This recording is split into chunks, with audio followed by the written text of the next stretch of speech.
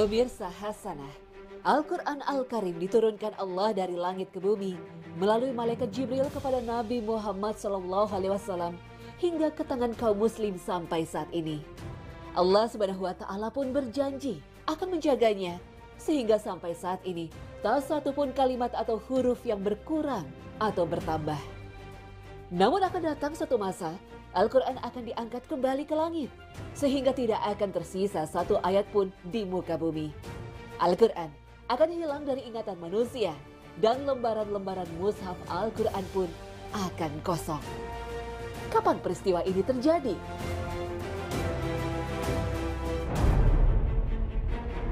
Huzaifah radhiyallahu anhu menuturkan bahwa Rasulullah SAW pernah bersabda, Islam akan pudar secara perlahan seperti pudarnya sulaman baju, sehingga puasa, sholat, haji dan sedekah tidak lagi dikenali. Al-Quran juga akan diangkat dalam satu malam sehingga tidak ada satu ayat pun tersisa di muka bumi. Orang-orang lanjut usia yang tersisa dari umat manusia akan berkata, kami mendapati orang-orang tua kami mengucapkan kalimat La ilaha illallah, maka kami pun ikut mengucapkannya. Hadis riwayat Ibnu Majah dan Hakim. Ibnu Mas'ud menjelaskan, ajaran agama yang pertama-tama hilang adalah amanah atau kejujuran, menyusul salat, dan terakhir adalah Al-Quran yang akan dicabut dari muka bumi.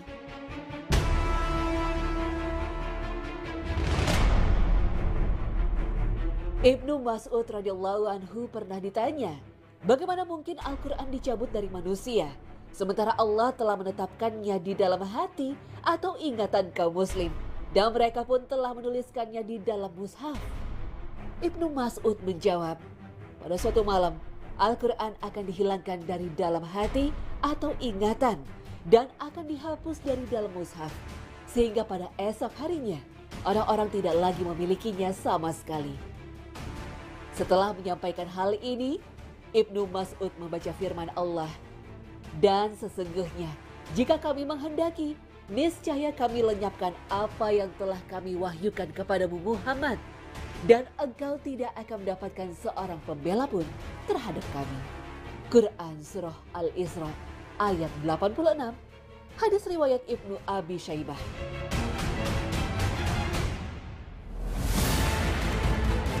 Dengan demikian, jika kelak setelah Al-Quran diangkat kembali ke langit, maka tak ada lagi yang tersisa di muka bumi.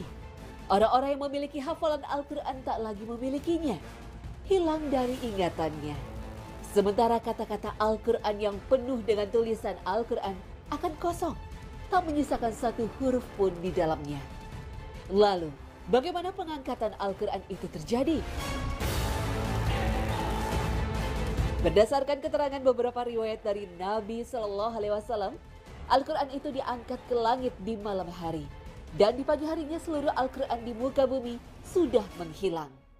Meski tak diketahui seperti apa pengangkatan Al-Quran, tapi sebuah riwayat dari Ibnu Umar menjelaskan, pengangkatan Al-Quran itu menimbulkan suara gemuruh yang terdengar di sekitar arsy, bagaikan suara kawanan lebah.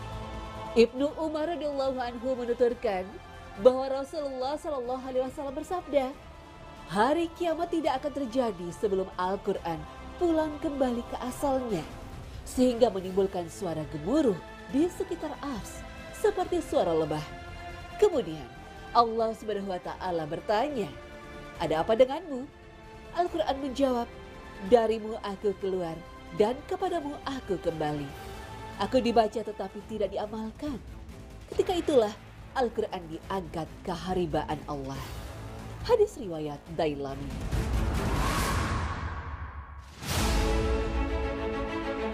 Oleh karena itu, Ibnu Mas'ud berpesan, banyak-banyaklah membaca Al-Quran sebelum Al-Quran diangkat ke tempat asalnya. Wallahu a'lam.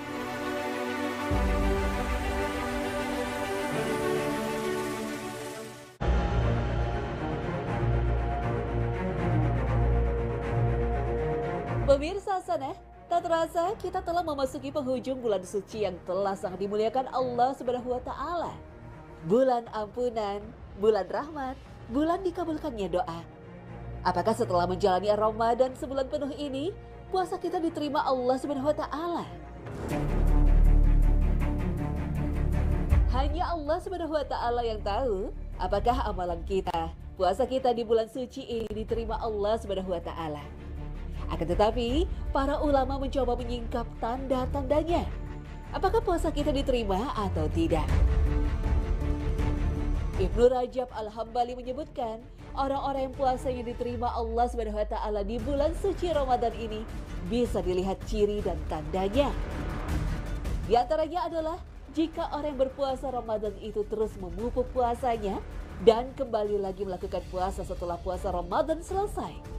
Inilah tanda orang yang puasanya diterima Allah Subhanahu wa taala.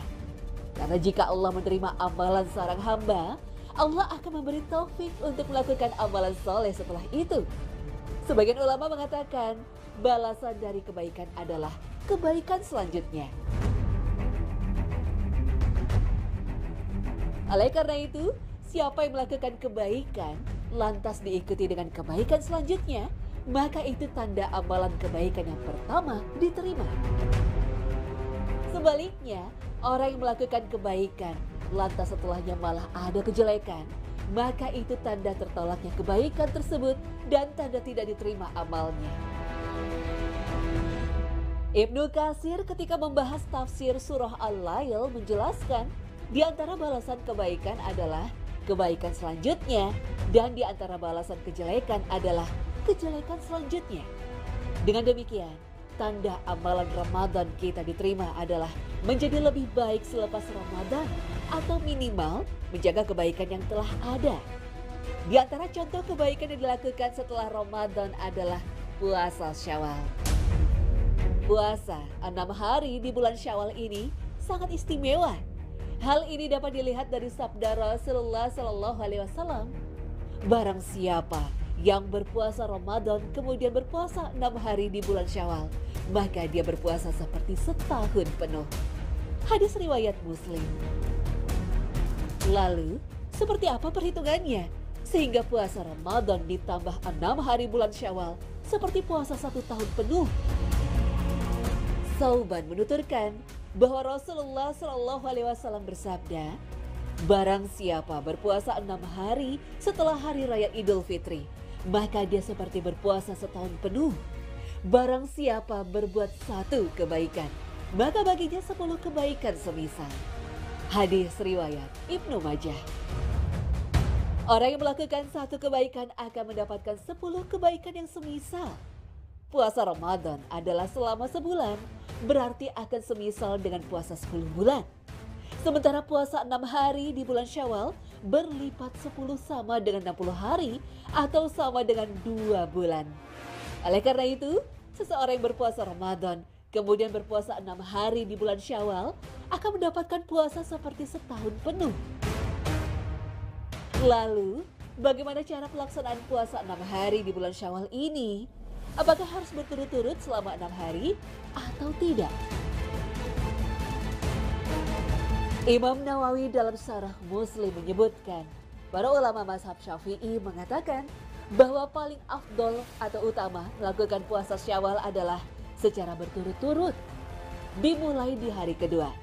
Namun jika tidak berurutan atau diakhirkan hingga akhir Syawal, maka seseorang tetap mendapatkan keutamaan puasa Syawal setelah sebelumnya melakukan puasa Ramadan.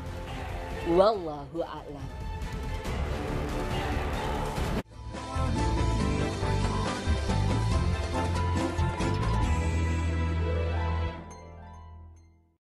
Kembali lagi di Hazanah Ramadan. Nah pemirsa, sekarang kita sudah berada di ujung acara nih.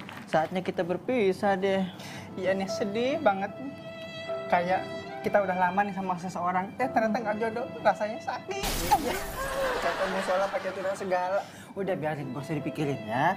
Gak usah dipikirin, yang lalu biarlah berlalu. Seperti waktu yang misahin kita. Kayak aku sama dia. Iya, sepak Fir'aun ikutin aja. Lama banget itu. Sepak Fir'aun. Melarang. Nah pemirsa, setelah ini kita akan pamit nih. Tapi sebelum pamit akan ada tausiah dari Ustadz Dasat Latif tentang doa malaikat Jibril yang diaminkan oleh Nabi Muhammad SAW. Nah apa aja doanya? Selamat menyaksikan. Wassalamualaikum warahmatullahi wabarakatuh. Alhamdulillah, waktu berlalu sangat cepat. Rasanya baru kemarin kita bilang masuk di tawa 1 Ramadan. Dan hari ini kita sudah berkata sebentar lagi habis Ramadan. Kita akan menuju ke Aidil Fitri. Aidil Fitri itu ibaratnya hari sekolah penerimaan ijazah. Jadi kalau kita matu melepe pergi ke lebaran nanti itu penerimaan ijazah. Layaknya penerimaan ijazah, ada yang lulus A, ada lulus B, ada lulus dengan catatan ditunda 2 bulan, bahkan ada yang tidak lulus. Yang anehnya, dia tidak lulus, datang tongi mau terima ijazah. Dan duduk paling depan. Tidak puasa, tidak taraweh, tidak itikaf, tidak zakat sedekah, tidak sholat 5 waktu. Idul Fitri, pakai baju baru, pakai parfum, paling depan duduk. Nah tunggu dikasih ijazah, padahal tidak lulus. Ini yang banyak. Dengan bangga, selama Ramadan, tidak pernah hadir di masjid taraweh.